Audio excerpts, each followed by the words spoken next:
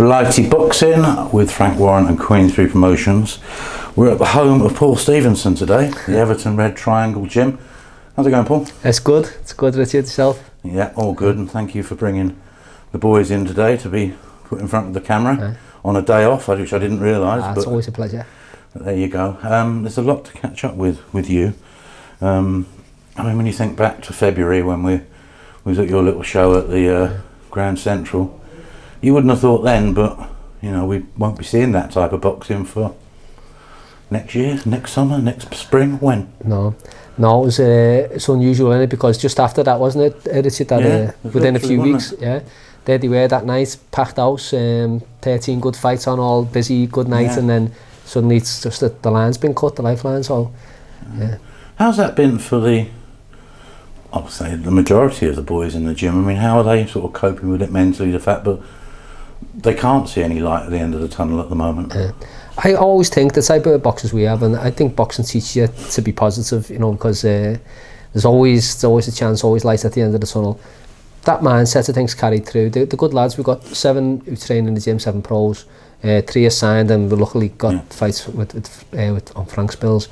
But the other lads were good. They went in the gym for a while. They understood the social distance was a lot tighter then, wasn't it? So we had to just leave them out the gym for a few months. They're out the gym for many months. They've recently come back and they're taking over and they're happy and they're working with the lads and just happy to be training again. Bit of weight to come off, is there? No, you know, they've been they're not like that. Them lads, they're all quite professional. You get the odd one, the odd boxer now and then who has trouble with the weight. But I've been really lucky with these. None of them they're all coming in around fighting weight. Let's just identify these boys. Connor Butler's one, yes. Mckinley? Yeah, Jack McKinley, Jack McKinley. Come on, don't we? Yeah, Jonathan Walsh, another one. Walsh, and Harry Woods. Harry Woods, yeah. Which one of them is 30, I was looking at? There might be, I think, Jack the Ripper, we call him. He's Jack McKinley, good puncher, Jack, exciting there. Super middleweight? No, Jack's a welter. Harry's a middleweight. Harry Woods a middleweight. Josh Walsh light welter. Connor's super fly. Heavy bantam. Good high hopes for those boys. I mean, are they following the same trajectory as the Liverpool 3? Yeah, I think so. I mean, I've already had a few talks about what we can do with them in the future with with Frank and that. So we'll just see how that's going to play out. But yeah, it's a lot of talent there. Crowd pleasing styles, all action. Young Conor Butler, for example, is 5 as a pro. Conor was 3-time national champion in the amateurs, boxed for England. I think he won a bronze medal in the European Championships as well. Good pedigree there. Jack and Harry Woods had 85 amateur fights and is coming on well as a pro. Learning his game, he's been doing a lot of sparring lately with JJ Metcalf, and they've been good competitive spars, great learning spars for Harry. Joff again, strong, sneaky right hand, good power. And Jack McKinley has got such a crowd pleasing style, always has had through the amateurs. He's lets them go, strong puncher, you know, great to watch. And so a lot to go. I work with. Have they all been here since toddlers, right through the amateurs, sort of? No, Andrew Kane, Peter McGrail, Jack McKinley has been here. Brad Strand has been here as an amateur, and Connor for about the last about 3 or 4 years. They won the ABAs here, and Jonathan Walsh and Harry Woods came about 18 months ago, 2 years ago, something like that it probably was now, as pros. Also. Now you mentioned the name McGrail there. Obviously Peter McGrail will come on to a little bit later, but I understand you've got another McGrail that you're preparing to unleash on the world at some point. It's Joe McGrail. Joe McGrail Joe's been there since he's been about 7, and he's like Peter. There's something about them lads in the mind. You can see it looking in their eyes. They're like they're clever, they're switched on, but more than that, they got a focus. It's unusual focus. Like it's sort of next level.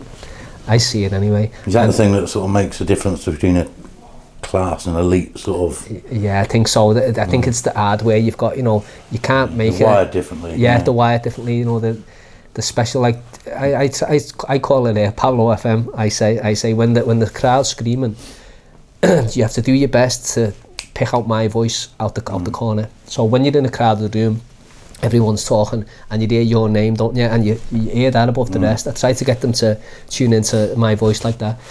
Joe and Pete and all the good lads we have, when they tuned into the corner, I say, if you otherwise you're on your own. I said, but if you can pick up my voice, it's like we're filling them in together. You know, they have to fight the two of us then. You know, they're good at doing that while they're fighting, while they're moving, while they're catching and working all the problems out. They're still listening to you and processing it and doing it. You know, amazing. 17, 18 years old, is he, Joe? Yeah, Joe is 17, Joe, yeah. Just coming up to 18 soon, next birthday. Do they look alike? Do they fight the same? They don't fight the same. Peter's a southpaw, Joe's orthodox for the start.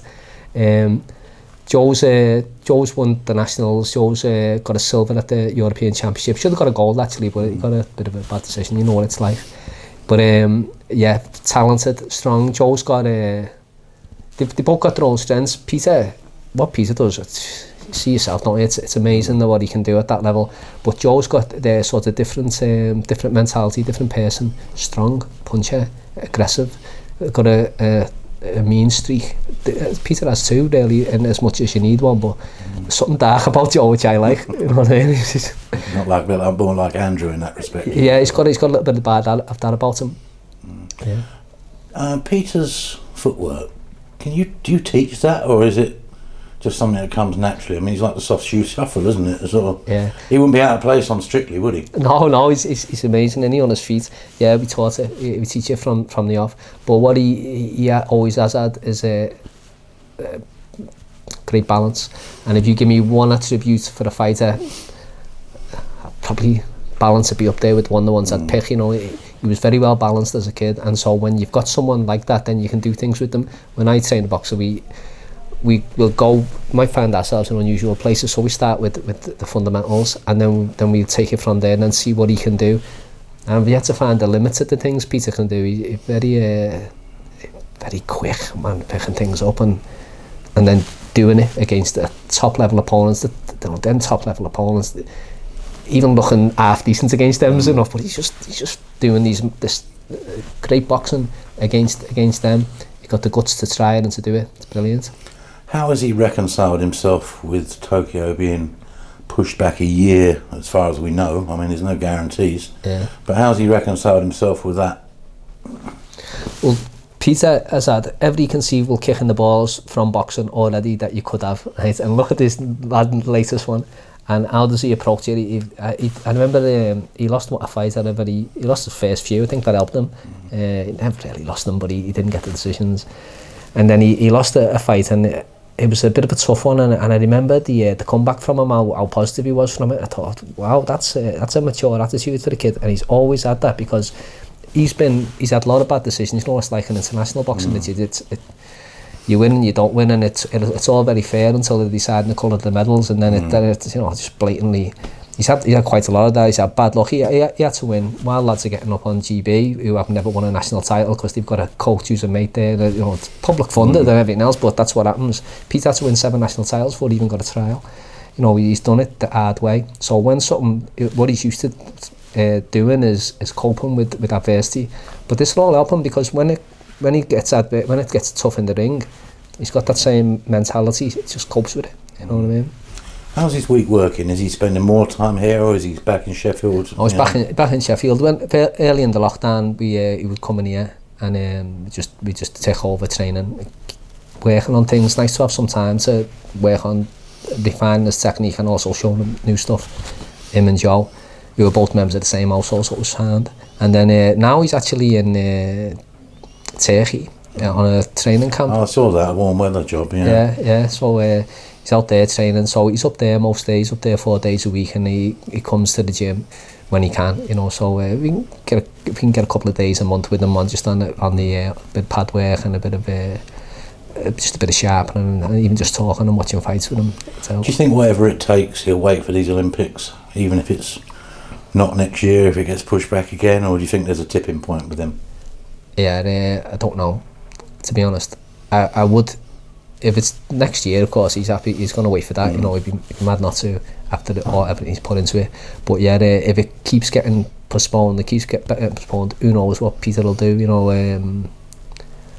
he's put so much into his dream, so I hope he gets the chance to follow it through. You know, and get it done. But if it doesn't, I'm not worried about Pete. He'll always be all right. He doesn't need good luck. He just he's his own force, isn't he? Do you know what I mean? Fantastic boxer. Now the Liverpool 3 ventured down to Stratford in July for their TV opportunity, which they obviously deserved and been waited a little while for. They all won. Andrew got a stoppage. What was your take on, well, the week as a whole? I mean, how did you find it? I mean, it's boxing, but not as we know it, isn't it? Yeah. You know, like I was saying to you, it's about rolling with the punches in and out the ring. We were just made up to that. Frank had given the 3 lads the opportunity on the in a time when no one was boxing, and we get that phone call, look, you've got 3 lads on the same night on the same card. So straight away we're happy, and yet we've got to go and stay in a hotel for 4 days, and yet we've got to isolate a bit, and yet I've got to wear a mask and visor in the ring, and and yet there'll be no crowd. Incidental. We're boxing, you know what I mean, and so that's all the way we look at it. Big swab stuck up your hooter and your throat. Oh yeah. Well, it's it's not the worst thing in the world. I think that's less invasive than taking blood off you, isn't it? It's just a little. Takes 2 seconds, and wonderful for the boys' profile, isn't it? I mean, it would get them noticed a lot more now. Yeah, because as you know, they're doing good things on the shows that we were putting on, but no one's really seeing it. Whereas on Frank's got that, always has had that massive platform anyway, where the lads are getting seen, and great. And on the night I thought they all did well. You got some real good learning fights there, like Bradley Strang got a great learning fight against Brett Fido, who's a really difficult to look good against, because he never gets stopped, and you're expected to stop the likes of them, and he's dangerous on the sly, so if you switch off, he'll catch you.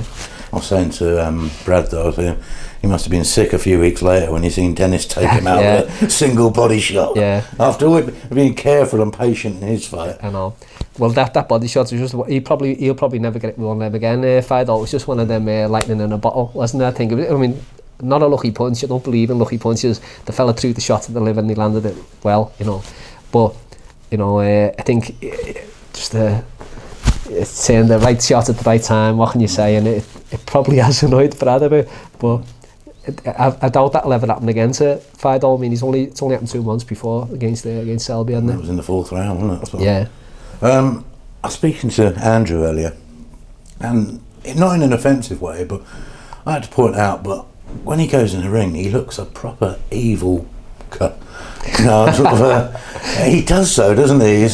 He's got a bit of rage on his face. He said he felt a little bit pent up before, but he said he's just got one of those faces. Yeah, I think he has, and he said his style, there's no sort of maliciousness in what he's doing, I don't think, anyway. But his style is a spiteful, aggressive counter-punching style, so he's going to look that way. Plus he has got one of them faces, Andrew. He knows how to scowl, doesn't he? Yeah, he's got a scowl about him. It's just as the way he is. He doesn't. There's no sides to Andrew. He's just he's an outstanding boxer, performer. That Ed Harris, who Andrew just went right through him, and he's a lightweight, and Andrew's barely a bantam. And yet a couple of weeks later, he beat one of the unbeaten lads on one of Frank's shows, didn't he? That Ed Harris, no mug, and we got him with a few days' notice because I mean, Andrew is all fire and brimstone in the ring, but he assures me, but he can box as well, and he is going to show that at some point. He's outstanding on the level of like Andrew and Peter McGrail. They're cut from the same cloth, and you'll see it the more you see of them. I say to Andrew, when you can, when you know the music, you can sing or any tune you want. Meaning, he can box any way that he wants to and still get the job done. And because I've taught him to, and he's learned it in here. And he can go to town on the front foot with his hands down here. He can box on the back foot. He can box with a high guard. He can do pretty much anything. He's got a lot of facets to his game. And if you're going to live with him, you better have them as well. You know what I mean? Because he knows how to ask questions in different ways and to box in different styles, in different stances, whatever he needs to get the job done. Going to be a lot of fun to watch, isn't it? Yeah, brilliant. And I think I'm certain he'll rise right to the top of that heap, and not too short time either. Now then, Nick, your most experienced campaigner, 13-0. He went in with an unbeaten kid, Jerome Campbell. Yeah. The most noticeable thing about that match straight away was the height, wasn't it? Yeah. I mean, Nick's small anyway, but it was quite pronounced on the night, wasn't it? Yeah, Nick's about 5'5", and that Campbell, when I saw him, he stayed out the way all the week in the hotel, and I'd seen footage of him, of course, before we accepted the match. But he in the amateurs, I think he was a welterweight as amateur. It might have been like welter, but he was a much bigger boxer. And then I heard he turned vegan, and I think that's how he's making the weight, who knows. But anyway, he sweated him right down. And when I saw him at the weigh-in, I thought as well that he's a big lad for the. I've never worried about Nick's opponents. He does well with big lads, and he's boxed them his whole life. He knows how to do it. But I thought he's a big kid. And on the night, I mean, that fight was made at Super Feather. Obviously, I've spoken to the matchmaker and said we can do Feather, but he said, look, this is the match, and beggars can't be choosers in this situation. You know, you think, well, okay, you've offered us a fight, it's a good fight, he's unbeaten, and he's a weight class above at least, but we've got a good kid, and we're happy to take it to get the fight. So it was good learning fight for Nick. Got 8 rounds out. I don't think many people, but it took the amount of stick that Jerome Campbell took. So good, fair play to him. You wouldn't have seen it so much, but when he got out the ring, we seen him back at the hotel an hour later. You know what it's like, Richard. You look how you look when you get out the ring, but an hour later you really look how you look. His face was beaten black and blue. I mean, seriously. Did take some shots, didn't he? Yeah, and it was testament to the fella's own toughness and determination that he was able to stay in there. He nearly went. I think it was about round 6 or 7 when he was gone. I think Nick dropped him. He got caught in the ropes or whatever, but yeah, the young in there. But good learning fight for Nick. And Nick, as always, will be dynamic, explosive. We'll do that all night, 12 rounds. He's just 15. You know, the old-time fighters who do 20 rounds, it's Nick Ball. Like, just go, you know what I mean? Just put him in there. He doesn't get tired like you and me. It's strange how his heart and lungs work and the way he is. Now, the board circular last week or week before, they've put forward for the British featherweight title Reece Mould and Jordan Gill. Yeah. They've stripped Ryan Walsh of the title. Those two are good young featherweights. Do you put Nick in that category or above that category? Where do you sort of see him at the moment? Everything's like a development, isn't it? I mean, that's his first. He's done 8 rounds. Well, he's had 8 rounds scheduled before, but that's his first 8 rounder. So you could put Nick into a 12-round fight. Kevin Satchell went from a 6-round fight, 6-round against Martin Power, actually, 6-round fight, and then jumped into a 12-round title fight in his next fight because the opportunity was there and it's something we felt we could win, and he did win it. But it's not ideal in that if you're building a fighter, you would like him to get experience at the rounds before going in with someone who has got a lot of experience in the rounds. The fighter doesn't want to do that though. The fighter wants a title shot today and he wants to smash, and I'm not saying nothing about those 2 lads you mentioned, but at the same time, talent wise and ability wise, and people out there haven't seen anything like Nick, you know, and he's not coming out and trying to tickle you and faint you up. Well, you might faint you up, but he's looking to do some heavy damage as much as he can while they'll let him do it until the bell goes and we've got to drag him out. He still wants to do more, you know. So from my perspective, from a manager's perspective, I'd like to give him some more rounds, of course. But obviously, if an opportunity comes up, he's ready. You know, you wouldn't hold him back. No, wouldn't hold him back. That's probably the best way of putting it. Yeah. Now then, going back to your own sort of promotional enterprise, I know you sort of operate with Pat Barrett, Black Flash for shows in Liverpool. When can you actually sort of, if you had to put money on it, when can you sort of see it happening again? A personal guess is all I could. You just notched your mic off. Oh, sorry. Put it back on there. Yeah.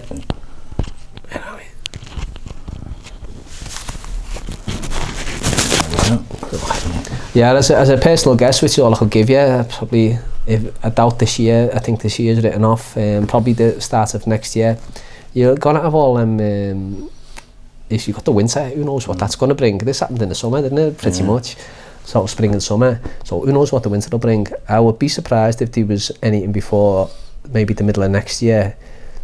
Who knows? It's weird, isn't it? Who knows if it'll ever come back? I mean, I don't want to sound doom and gloom, but who knows? Because would you be happy sitting in a small venue in the York Hall, packed with people? And it wouldn't be ideal. I mean, not getting any younger. Yeah. But yeah, I mean, but are we just waiting on this vaccine? Yeah. And do you want to take, Richard, a vaccine that's been rushed through and because I wouldn't, you know, would you? Who knows what? Wouldn't want to take it first. That's it, innit? Give it to someone else first, and if after a couple of years, because you don't even know how it affects anything, do you? These things, you know, look at that drug they gave women in the when was it? They give them it was to stop morning sickness, thalidomide, and who would have thought, you know, what the damage that did, and the kids got born with them side effects, little arms. And you know, you don't know what effect that could have on the kids that you would have in the future. Oh, it's dead risky, all that stuff. So potentially we're talking about wiping out the human race. Yeah, that's you know what, I stay away. All for a show at Liverpool Grand Central. I'd say just wipe out the human race. I stay away, mate, from the social media, the news. I don't follow it, the YouTube, all the channels where it's nothing but COVID and all that. Let's just stay away. But during the first lockdown, I'll say the first one, but the lockdown, I mean, I found myself watching the news just to see little clues of when we might get boxing again. Were you not doing that? No, not really, because after the first sort of wave of it hit of the media and everything else, I thought this is half going to drive me mad, this, if I'm watching this every day. Like, I'd be terrified to go out, and the people I was speaking to, like my parents and that, they were scared to go out. They thought I'm going to go out and the police are going to pull me over for being out, and that was the impression. I said, you want to get out there and get your fresh air and get your exercise, because there's no police out there stopping, everybody's out, you know. So you've got to so it's just having and plus when you're looking at it, they don't know what's going on, you know what I mean? With the best will in the world, it's a hard situation. Not saying anyone else could do better in that situation, but they don't know what's going on, and let's just so there's no point me listening to them. Let's just see how it goes. I'm just going to stop this for a second. We'll pick it straight up. Okay, just starting again.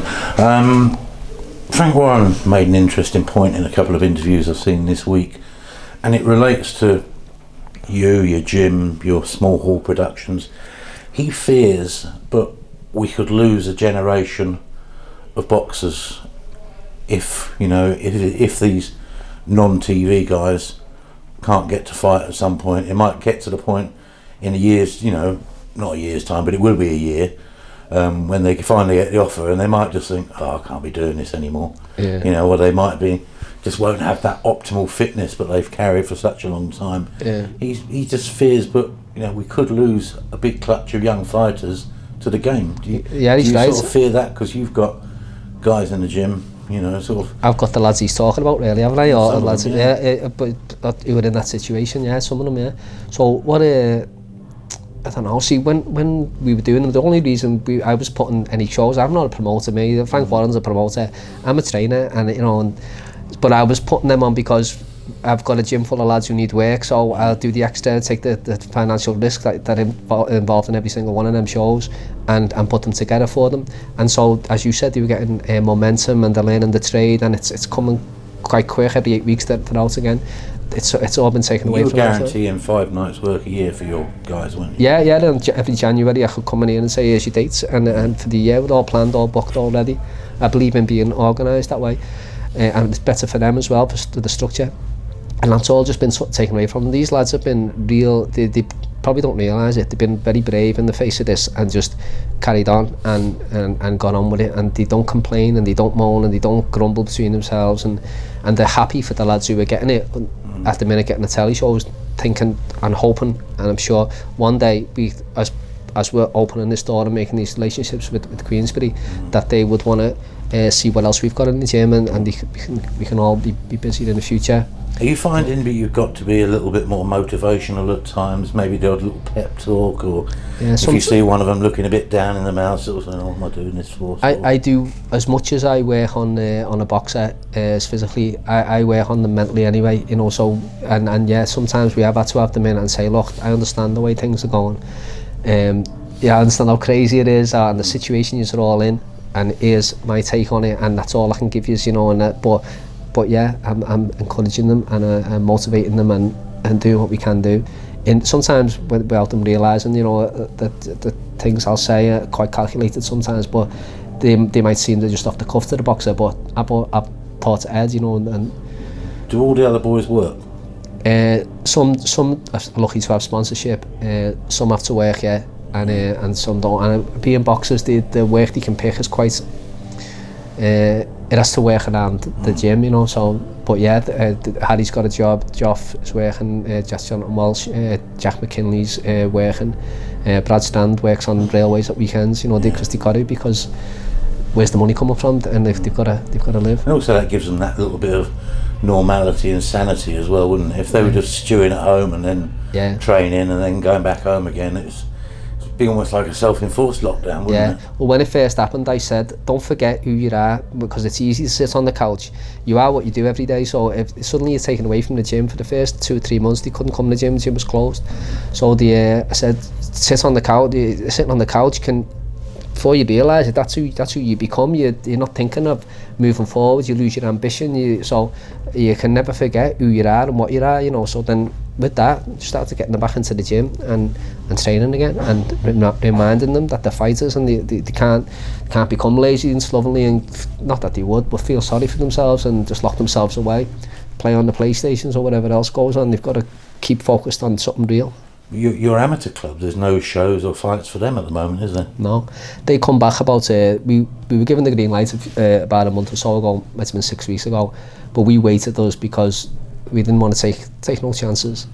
Now they've been open a couple of weeks, and yeah, there's no shows for them, but when you've got something that you like, we know ourselves, if our boxer gets injured, then we think, okay, well, we can't punch the bags, we can't the pads, we can't spar, but we can work on your footwork, and we can do this, so you do things like that, and it's nice to have the time. So with the amateurs, we've been doing some good technique sessions, preparing them, getting them right, and it's nice for them and us to be doing something normal again. Is it kind of like a football coach saying he wants time on the training pitch with the lads rather than the games? Yeah, that's it. I mean, I suppose in some gyms you see them, some gyms that just tapping the bag and doing it. On other gyms they're working hard, you know what I mean, and you go and you look. It's important that you work smart and hard though as well, because there's no good me just whacking the bag and feel absolutely bang, bang, bang, bang, bang, I can do that.